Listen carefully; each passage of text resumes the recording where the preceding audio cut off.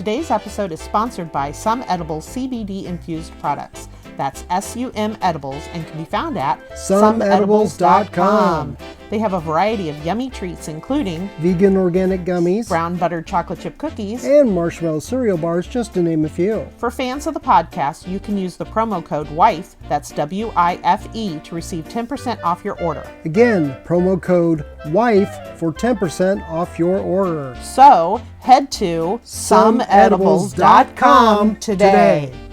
Hi, everybody. This is Sarah, the Drunken Housewife. And I am her host husband, Ian, who tries to keep her in line as best I can. And that's a full-time job. Welcome to Drunken Housewife Reviews. Today, it's like 2 degrees in Indiana, so I'm doing Irish coffee instead of the margaritas. I hope that doesn't offend anyone. I know normally it's margaritas, but trust me, it is too cold. We have John Moyer with us today, who I'm trying to keep all of your titles straight because you're actor, director, writer, stand-up comedian, hypnotherapist, hypnotist. Professional. These days it's just professional hypnotist and YouTube creator. Okay. But yeah, okay. I've done that. all that other stuff. I've done all that. In fact, if you can see in the background, there's some of the movies that I wrote, directed. Here's what I originally started as a stand-up comedian. That was my passion. Graduated with a degree in theater and film from film school. Went on to have some, scripts produced, and but live performance was always, that was my first love, being on stage in front of people. And the stand-up comedy market kind of shifted in the early to mid 2000s. It kind of became a whole different animal in itself, and I was always fascinated by the mind. And so I wound up practicing meditation and self-hypnosis, consequently went on, trained as a stage hypnotist. Instead of doing stand-up comedy, I went out there and was doing a comedy hypnosis show.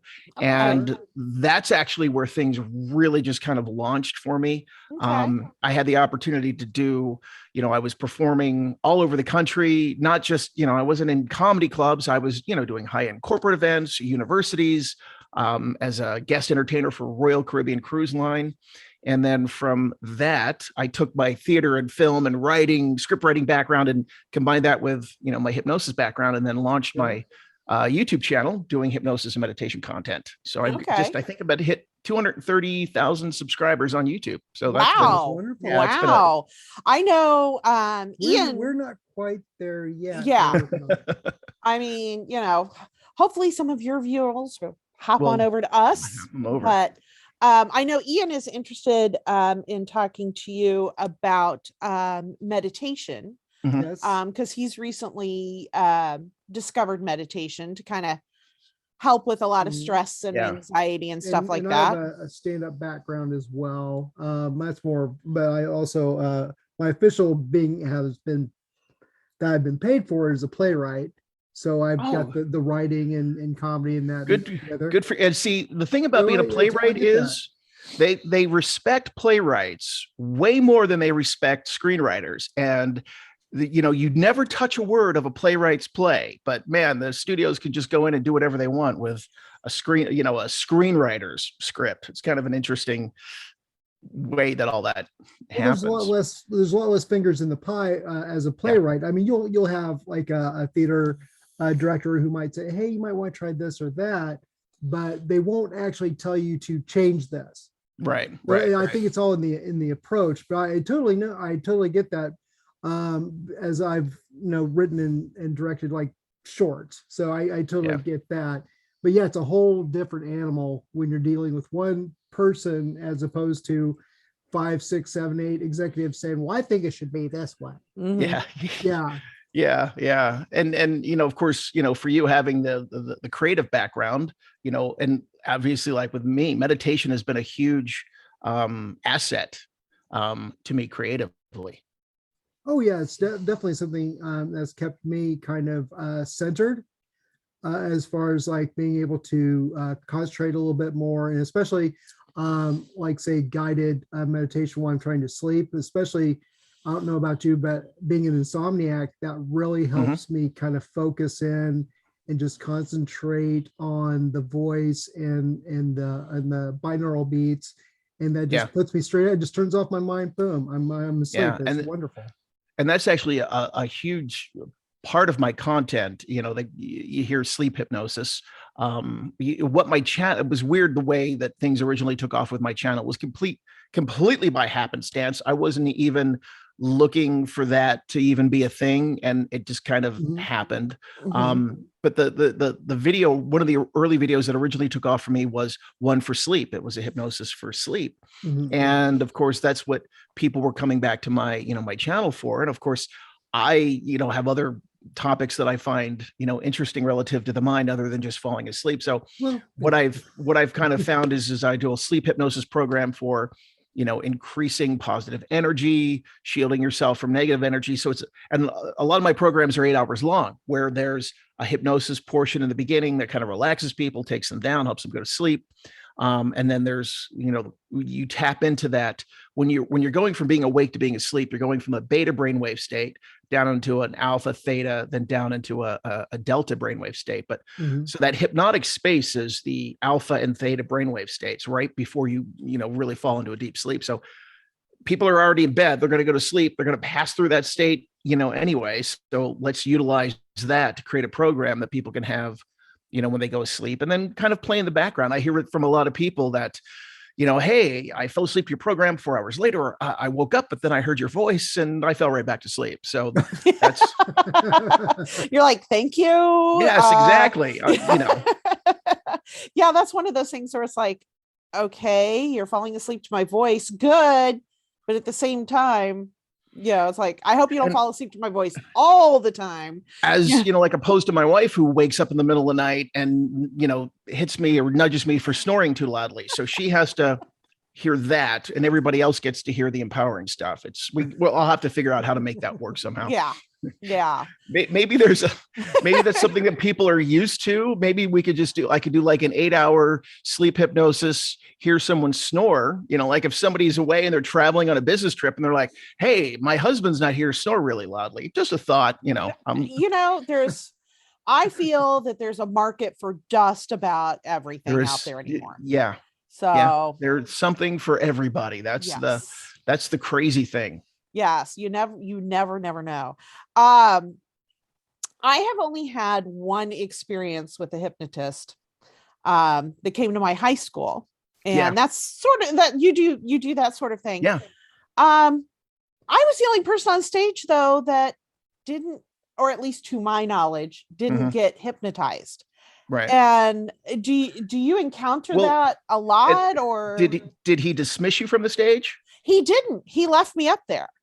That's well, yeah. Now here's the thing, because when you're doing you're doing a show, and one of the things is, especially if you're doing a high school show or maybe a university show where maybe you've got 30 kids, on stage, that's really kind of, hard to keep, track of, because normally, there's things that you look for, that you pay attention to when you can say, okay, this person is hypnotized, this person isn't. And sometimes you'll have people on stage, they're not hypnotized. They know they're not hypnotized, but they're like, oh, I'm going to feel bad if the hypnotist thinks he didn't hypnotize me. So I'm just going to stay up here and, and play along, or whatever the case may be. And, there's times that, I can spot somebody that I go, you know what, they're not legitimately hypnotized. They're playing along, but, they're not creating an issue. They're not drawing over, too much attention to themselves. Because sometimes you'll have that where somebody goes, I'm not hypnotized, but I want to make this all about me.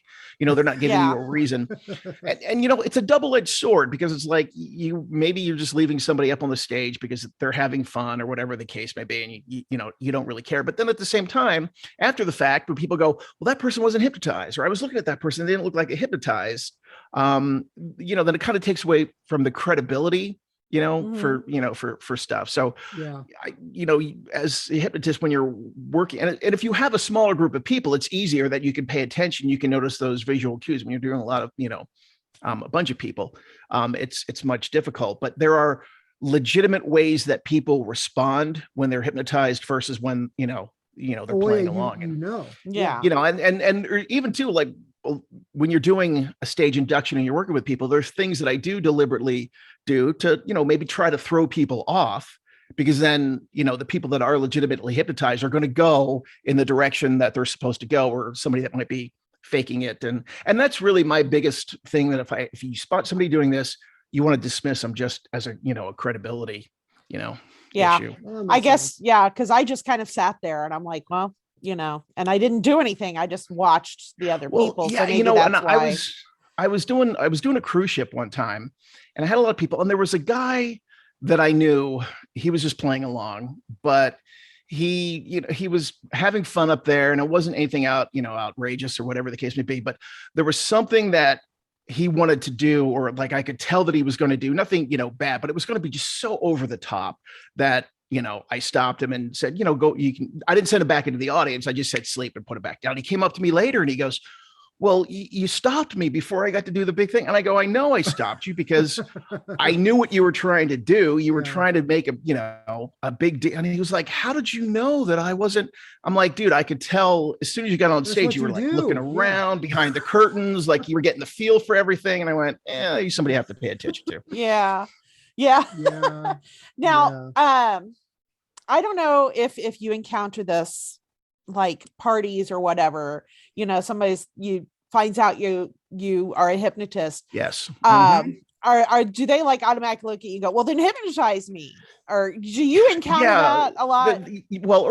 Early on, it was kind of interesting because it still happens, but yeah, you're being a party, you want to hang out, and all of a sudden people want to treat you as the parlor trick. They want you to be the dog and pony show and it's like, and when you first start doing it, you're looking for experience and you're like, this is really cool. Let me show you what I can do. Now it's just like, no, I'm not gonna, I'm done with that. Yeah. Yeah. But people like, just do something right now. Can you do what? No, I'm not gonna. And you're like, seriously, let me have my beverage. Let me have my hors d'oeuvres. Well, it's like being a stand-up comedian. You tell somebody you do stand-up and they're like, tell me a joke. Yeah. Just it's that kind of thing. Hey, doggy, do the rollover trick for me. It's like I'm not in the right place. I'm not in the right frame of mind. You're not in the right frame of mind to get what I'm going to do. So same kind of thing. Yeah. I've got a really good friend of mine. I've known her for probably 25 years or something like that. We lost touch, but we're in contact again. But it was like 20 years ago when I was doing stand-up. She wanted me to meet her family, and we went and had lunch with her family. And then when we got done, she was like, I'm so upset with you. I'm like, why? She's like, you weren't funny. I told everybody how funny you were. And then you came to lunch and then you weren't funny. Look, I know you're supposed to be on. Yeah. It's like trying to be respectful, trying to be nice, trying to, It's like, because we also interviewed a psychic, and I asked him, when people are like, well, what am I thinking now? And he's like, that's not how it works. That's not. Yeah. It's not how my life is. You want to see my tricks, pay the money. But he didn't. But he didn't say, I can. There's somebody standing over you on camera right now that I can see. They have a message. Yeah. So I'm trying to. You kind of came to this. You had a journey, basically. A life journey where you kind of had to reevaluate, redo. My whole thing is when you're screenwriting, and it's the same thing with playwriting. It's like all drama is conflict, right? That's what makes a story so interesting. We have to have a character that goes through something. There's Star Wars. There's not going to be any Star Wars if there's no Darth Vader and kidnapping the princess and stuff. So I took that and kind of applied that to my stand-up, where it was like, the more dysfunctional my life was, the more conflict and drama that there was in my life. Well, that was just fodder for material. I can now make jokes about that. So, I was able to go on stage and joke about dysfunction and my life. And I was kind of like, towards the end, I was a really kind of an angry, in your face stand-up comic, but personally, my life was, a mess. And, you get to the point where I'm so unhappy personally, but all of my unhappiness personally is what's been fueling what I think is working out for me, professionally. And I was just kind of I just wound up being in a really, really dark place, going through, a divorce, having two young kids at the time and dating all the dysfunctional women, which was great because that's more material that I can, joke about. So yeah, I was kind of at, an impasse. And what happened to me was I was in an event where I was performing stand up, and it was kind of an all day event. So there were other things, happening. It just happened to be on the, the schedule as one of the performers. I didn't realize this, but after me, there was a stage hypnotist. So now for the venue that I was in, it was maybe half full. They were an okay crowd, but it was half full. So I didn't know that the hypnotist was coming up after me. So I get off stage and like, hypnotist is coming up next. And the venue was like standing room only.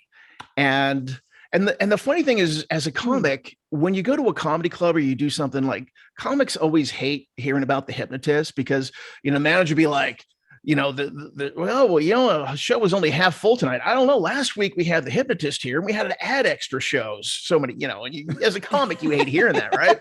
Because you're like, oh, it's a hack and it's a gimmick or whatever. But I stuck around and I watched this guy and I was always fascinated by the mind, and of course I had a penchant for being able to stand on stage in front of people and kind of be funny, and I thought to myself, maybe there's something to that. I could kind of start doing that, because what had happened in the mid 2000s was the fact that, well, first of all, when I started doing comedy in the early 90s, I would hear from all of the comics that, their heyday was the late 70s and the 80s. They would all say that was the heyday of comedy. And what destroyed stand-up comedy for the comics at that point was cable television, because people maybe held back on going to the clubs because they were watching Evening at the Improv and Comic Strip Live, all these things that they could get fed, stand-up comedy on TV. So, and then from my generation, what really impacted live stand-up comedy was, the social media age. And it began with MySpace, because if you recall, MySpace really took off. It was originally something for music, but then, Dane Cook was really hot and then got on, MySpace and really exploded. So now all of a sudden it became about who could promote themselves on social media the most. And, and I have a really good friend of mine that owns a few very successful stand-up comedy clubs. And, 15 years ago, we were having this discussion and he said, I've got comic A, who is the funniest comedian in the entire world, but I can't get butts in the seats. He goes, I've got this other comic over here that's only ever done open mic at his parents' basement and sucks. But I know if I'm going to put him on the bill, he's going to have all his friends from MySpace show up, and the shows, would sell out. Mm-hmm. So that really impacted a lot of what was going on with the freestanding comedy clubs, in the mid 2000s, and a lot of places just weren't there as they were 5 or 10, 15, 20 years previously. So, I was also looking to make that change as well. I'm like, hey, this could be kind of a way to reinvent myself as far as hypnosis is concerned. And then, of course, the thing that interested me so much was after the show that I had seen with the hypnotist, they're selling their CDs for stop smoking and weight loss and stress and sleep. And, the people are just lining up, throwing money down hand over fist to, to buy this stuff. So I said, all right, I think I can maybe do that. And I wound up, going through, a stage hypnosis training course to learn how to do that.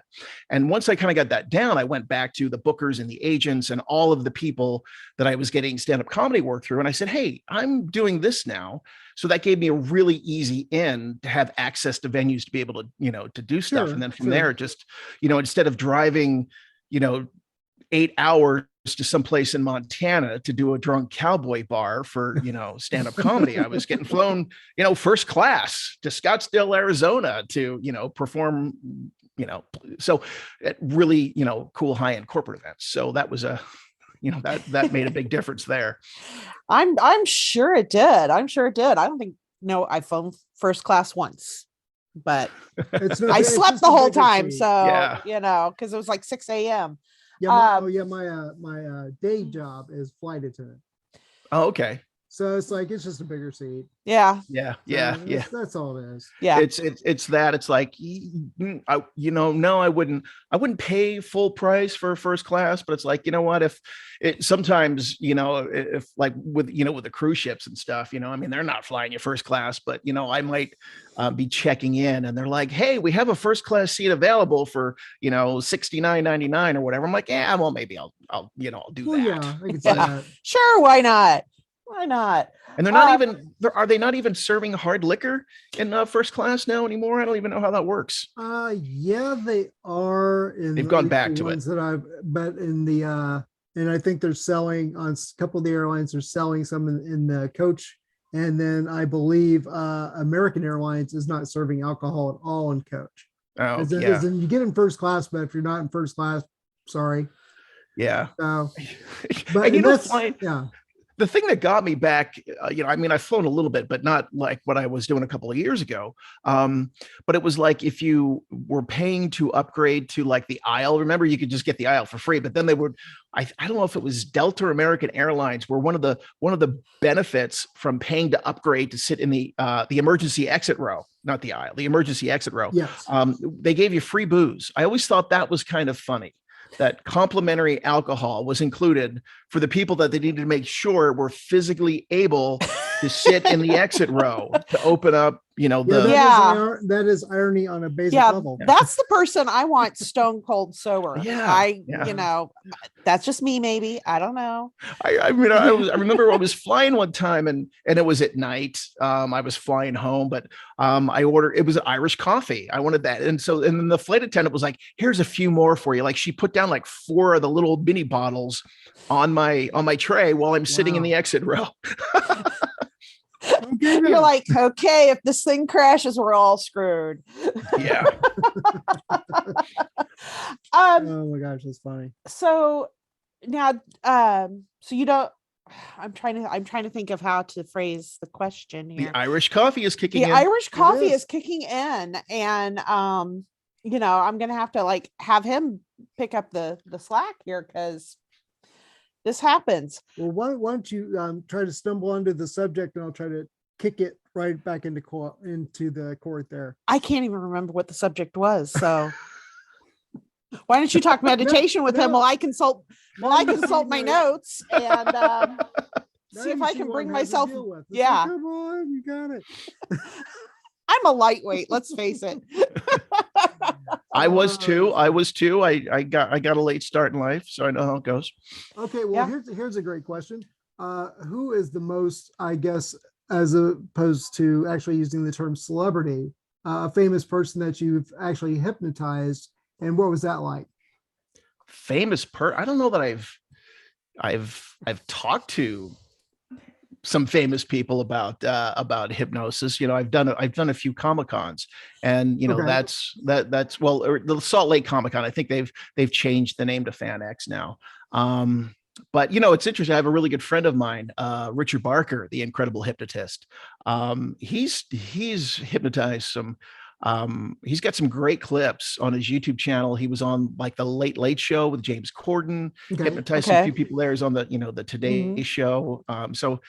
So he's done, he likes to get out there in front of that. I just kind of like to stay at home and record my own stuff. And maybe there have been some celebrities, some famous people that have listened to, you never know. You never know. So I'm able to see who follows me on YouTube, and there's some channels out there that have got some good traction. So maybe there's some famous YouTube creators that, would follow me.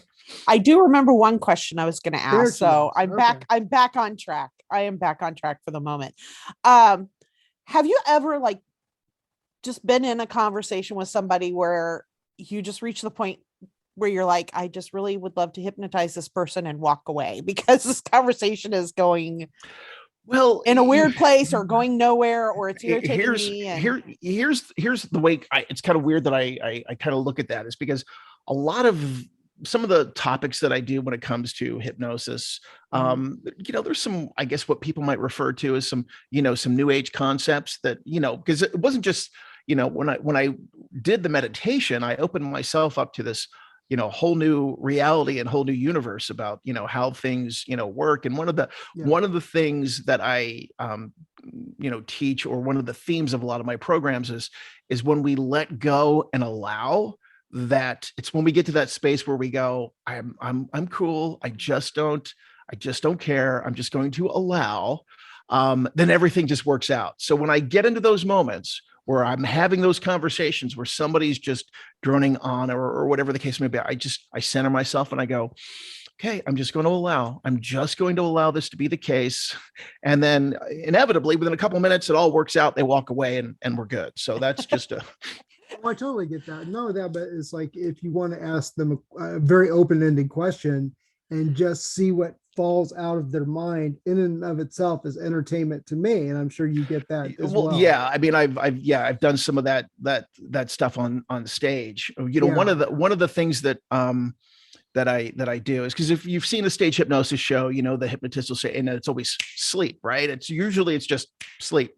One of the things that I do, and it always goes over really well if I'm doing a high school or university. I have a version of it that I do when I'm doing a corporate event. But I'll say to everybody on stage, I go, one of the things that's really interesting about hypnosis is when you, like, let's say it's a corporate event, I go, when you're really relaxed and you're hypnotized, like all of you are right now, if you've ever called in faking being sick to get out of going to work, you'll sleep. And then, you'll have, even if it's only one person on the stage that just goes over like that, it always kills. Right. So it's one of those things where, you say, if you've ever done this, or like, if it's a university event, I'll be like, if you've ever cheated on your homework or a test, you'll sleep. And then or if you've ever lied, this is a good one that applies to all audiences. Like if you've ever lied to get out of a date, you'll sleep. And then,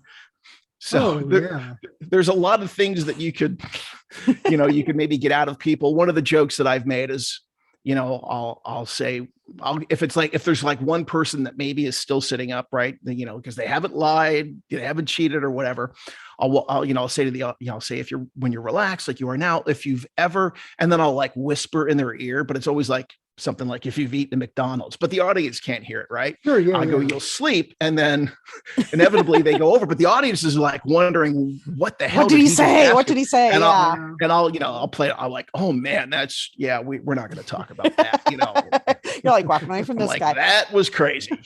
Have you ever had anybody get so relaxed that they actually like fall out of the chair? I mean, that does happen. And it gives my wife anxiety, because my wife will come and help me with the shows. Well, there's two parts of that. And there's a lot of hypnotists that are like, when they're falling out of the chairs, it makes for a good visual, right? People are going, oh my gosh, they're falling out of the chairs. But then at the same time, and there's a lot of hypnotists that'll just let that happen. They fall out of the chairs, they fall out of the chairs. But at the same time, it's like wrangling cats. You've got people that are falling out of chairs. And of course, there's obviously, safety concerns. That's one of the, when I was doing stand-up, it was just me and a microphone and I didn't have to worry about anything. But obviously there's other things that you need to take into consideration when it comes to, people on stage. So, and then with the hypnotists, there's always a big debate. Do you tape chairs together or don't tape chairs together? Right. But and then the hypnotists are like, you're a hypnotist. You shouldn't have to tape chairs together. Just give them a hypnotic suggestion that they won't fall. It's not always that easy with some people. They just get relaxed and chairs are sliding all over the stage. But so you let that happen. Yeah. It happens. What would your advice be to somebody who's just getting started in meditation, who hasn't tried it before, who's like new to the game, but they're like, maybe this will help? He's trying to talk me into it. So the cool, you know what, if somebody's looking to do it, I mean, well, first of all, when I started to do it, I'm like, I can never be hypnotized. It's impossible. And then it happened to me and I was just like, holy shit, wow, this is real. Right. Mm-hmm. But if somebody's never done it before, the great thing is now we've got access to so much stuff online. There's apps or, on YouTube. I never even thought that YouTube would be a platform that people would go and listen to this stuff. Obviously, it is. So just start finding something that you know that you want to listen to. You know, and there's a lot of interchangeable words. You know, there's guided meditation, you know, or guided hypnosis, sleep hypnosis, hypnosis meditation. You're going to see all these, especially on YouTube, people are interchanging all these things. But, you know, just find a subject matter that is something that you're interested in. And then just all you have to do is sit back or lay back and, you know, and listen. And it's like building a muscle. The more you know, the more you do it, you'll be able to build that ability up. And I always tell people there's no right way or wrong way. There's only what works for you. So find something, you know, subject matter that works for you. You know, a hypnotist, their style works for you, or whatever the case may be. And then just play around and just start doing it. And then, you know, you're just going to build it up and make it happen. Because we're a mixed marriage right now. He's sleep hypnosis. I'm white noise. Yeah. But my thought is, in like listening to like white noise, isn't that a form of kind of, or would you say no? No, I mean, it can be for people because they're going to be focused on that, and that's of course one of the things, the way the mind works is if you're paying attention over here, other things are able to happen subconsciously. So you're able to, you know, you've conditioned yourself that it's like, okay, I know when I get into bed and I turn the white noise on, your subconscious mind goes, oh, this is what this means, relax and fall asleep. One of the really cool things that I have found, because it was the same way, my wife didn't want to listen to me listening to myself, you know, doing an 8-hour thing, you know, at night.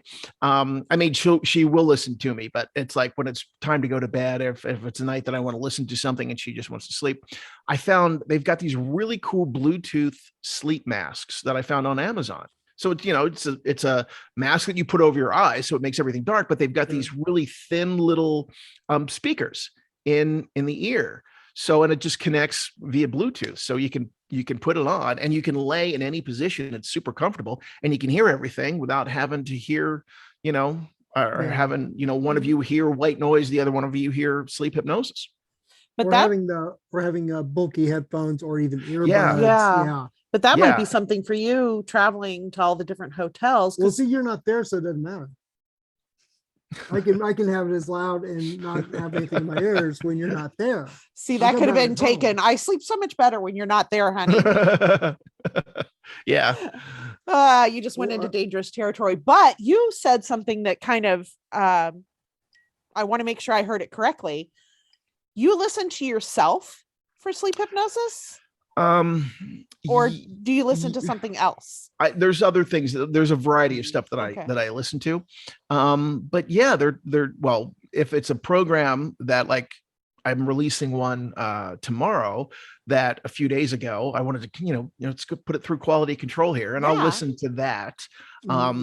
And then, but you know, then there's other things too. It's like, you know what, here's an area that I want to get a little boost in or whatever. You know, I'll listen to myself. So it doesn't take me out of the experience. So, but because I don't think I would be able to listen to myself. And I know I have a problem with my own voice. I get that. That's I hate goes. my own voice. So I've kind of felt that way, you know, too. It's taking me, I think, a little while to finally feel like I've kind of come into how I'm, you know, doing, you know, recording my, you know, my programs, because especially too, you know, the stuff that I'm doing, most of it is going to be that people are listening to, you know, at night. So it's not like I'm just going to talk in a regular voice. I kind of have to get in here and as you're lying there and feeling so comfortable and your eyes are closed, you know, I kind of have to keep it in that mentality. I was going to say, not that that's what you're trying to achieve, but that's kind of what I call my sexy voice, where it's like, it's kind of, it's a little bit like that. You get, and sometimes, you know, I'll listen to kind of a take or something. I go, that sounds really kind of weird, you know? So because I say, if you ever listen to a take and you're like, okay, I just went into a real creepy vibe there, I have to redo that, because and you're feeling incredibly sexy right now, you know? but hey, look, there's a market for that too. There's a lot of hypnotists out there. Yeah. I had no idea that, erotic hypnosis was even a thing, but apparently it is. Yeah. Like I said, I think there's a shoe for every foot, as the old saying goes. And the one thing that I don't get, and I'm not saying that there's anything wrong with it, but ASMR is a real, the ASMR, right? Yeah. Where it's like somebody just like playing with plastic straws. Because they've realized that this is a legitimate, physical, thing for people. And it's only been like within the last 20 years or something that they finally acknowledge, okay, this is a condition that when an individual hears these sounds like this, or when they hear a voice, close up into the microphone, like, and people are making like, noises like, there is like a literal physical stimuli that happens to people, and a lot of it's the hand too, apparently seeing the wavy motions. And man, I see a lot of these videos on YouTube with millions of views, so props to the creators that that do something like that, because it's a thing. Because I know they're making money, and it works. He gets grossed out by one thing that I have to do every night to go to bed because it relaxes me, is the pimple popping videos. Oh yeah. And he's just like, how in the world? And I'm like, I don't know. Do you open those up on Snapchat and just watch them on Snapchat? No, actually, they're like YouTube videos. There's YouTube, like one I know that's the almost YouTube an hour videos long of them working on somebody's that's horrible. all it is. Yeah, and see, there's something for everybody. Yeah, and it started, and I heard Dr. Sandra Lee, Dr. Pimple Popper. Yeah. How she kind of started it, and she said it's because the sound of her voice talking to the patient, because she talks in a certain way to keep them calm, and then the pimple popping, and she said just the two kind of, what, you could maybe you could explore that route. You could combine ASMR and pimples, right? Yeah, I mean, just get the microphone close enough to really capture the sound of all the gunk coming out. But yeah, I mean, we'll be laying there in bed, and I'm like trying to turn my phone so he can't see it, and he's like, "You're watching those pimple popping videos, aren't you?" And I'm like, "What you don't know won't hurt you. Yes, just let me have my cyst and leave me alone." And I don't even have the sound on. It's just I don't know. It's a satisfying, relaxing. On Snapchat, there's like a whole channel or whatever where it'll come up, and between that and then the other. I mean, I don't watch a whole lot of, but I always get there's a whole chiropractic thing where you just hear like the snap, cracking and the snap. Yeah. That's that one grosses me out. And now I know. I totally get that. I would see that. I'm like, okay, I can watch that. There's something, because I go to the chiropractor and experience that. So, but it really does go to show. Yeah, there's something for everybody out there. Yeah. Because growing up, and I don't know how much of this is genetic, because within my family, like my nephew and I are both like, oh my God, yeah, we have to have a fan or white noise or something, and have you discovered like there are like families or spouses or something where it's just like, you have to have that, you have to have the something. And for you, was that something where like, was there something indicative to your environment, like when you were a kid, that there was always something there that was making a noise? My mom had to sleep with a fan on, but again in another room. Right. And the older I got, I discovered I slept better if I had a fan on. My nephew was raised in a completely different household, but yeah. He just, because I just got my hair done yesterday. His wife does it. And we, talk about the similarities of have to have the fan on, have to have the blanket up over the head, have to have 1 foot, so it's like, if that kind of runs in families, then insomnia, could run. Not that you're a sleep expert, but well, one of the things that I know that I can, kind of speak to, which, it's not really any hidden secret, but we, as a society, as a culture today, relative to, at least when you're talking about insomnia, people are staring at their screens, when there's a lot of things that we've become conditioned there that are keeping, people's minds, kind of continuing to fire and go. That's keeping them awake.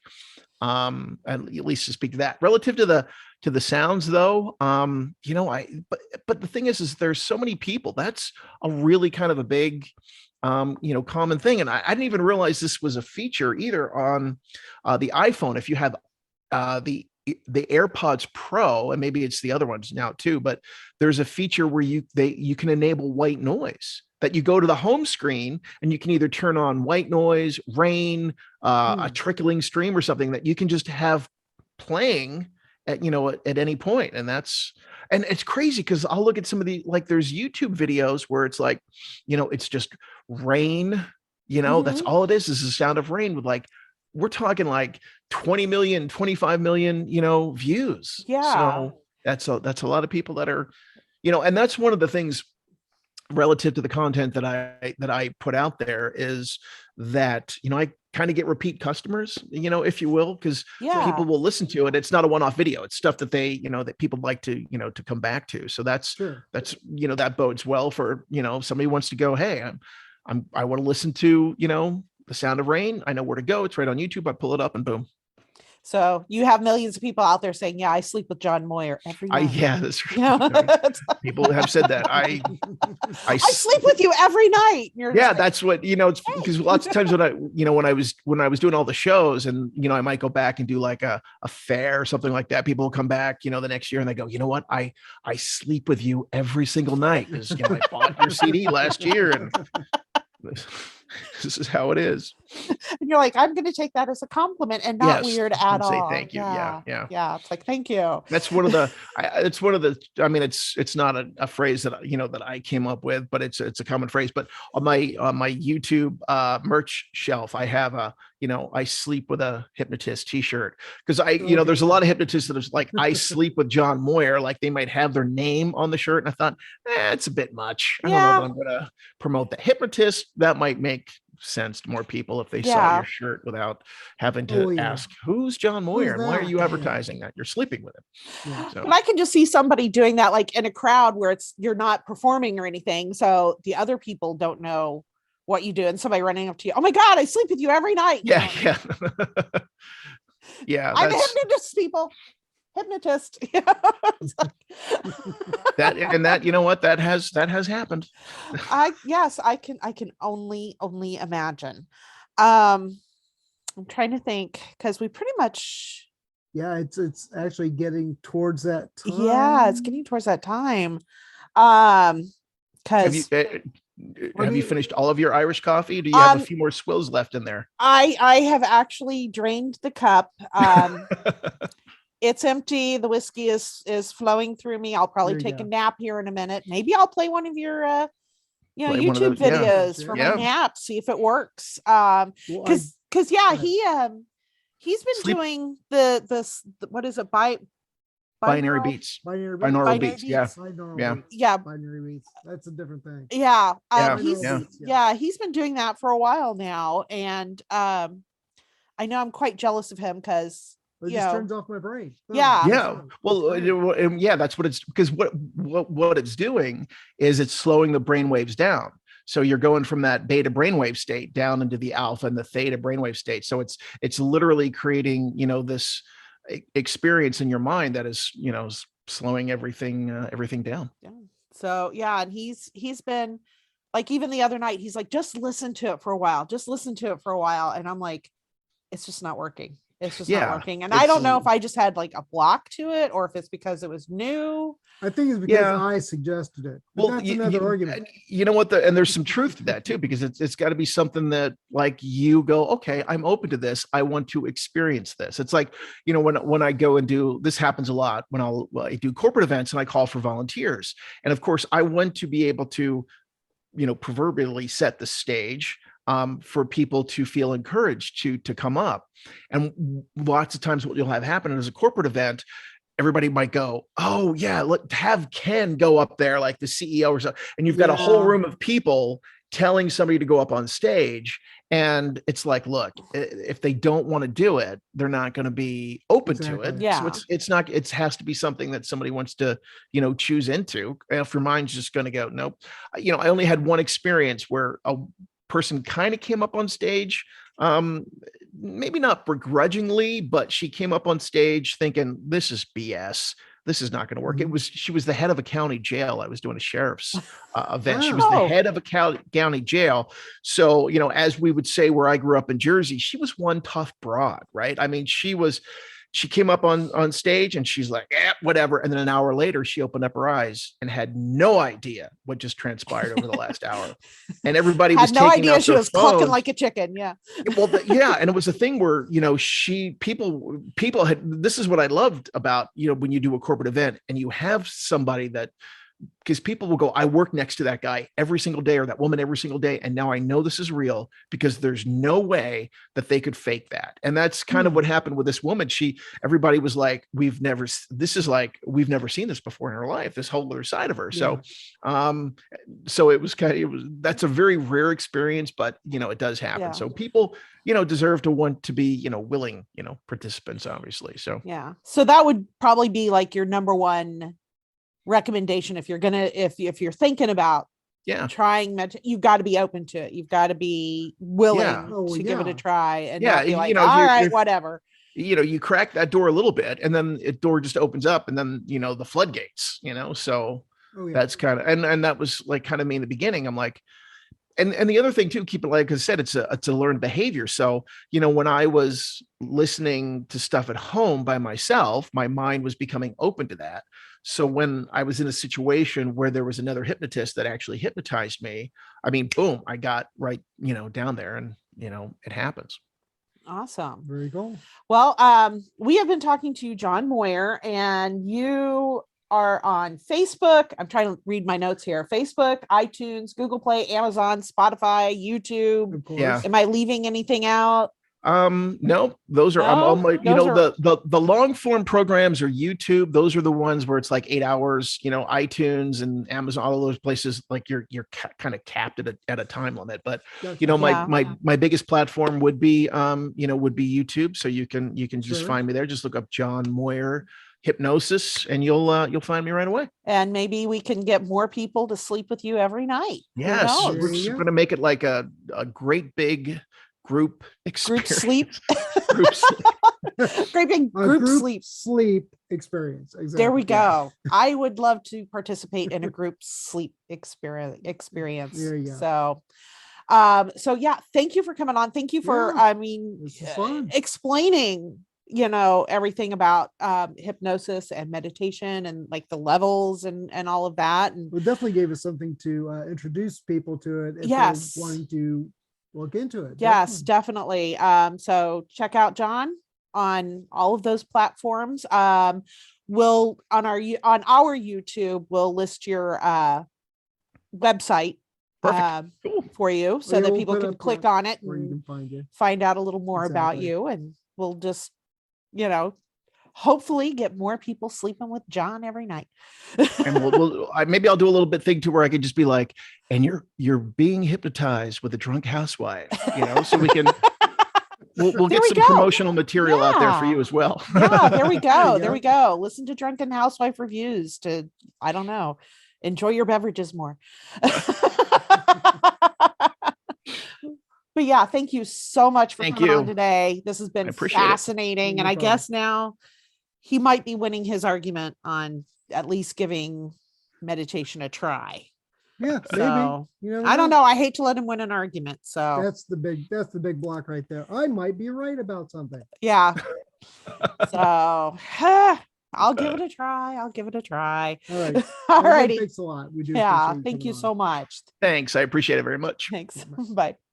All right, everybody. That was hypnotist and all around fun guy, John Moyer. I learned a lot about meditation and hypnosis involving the brain.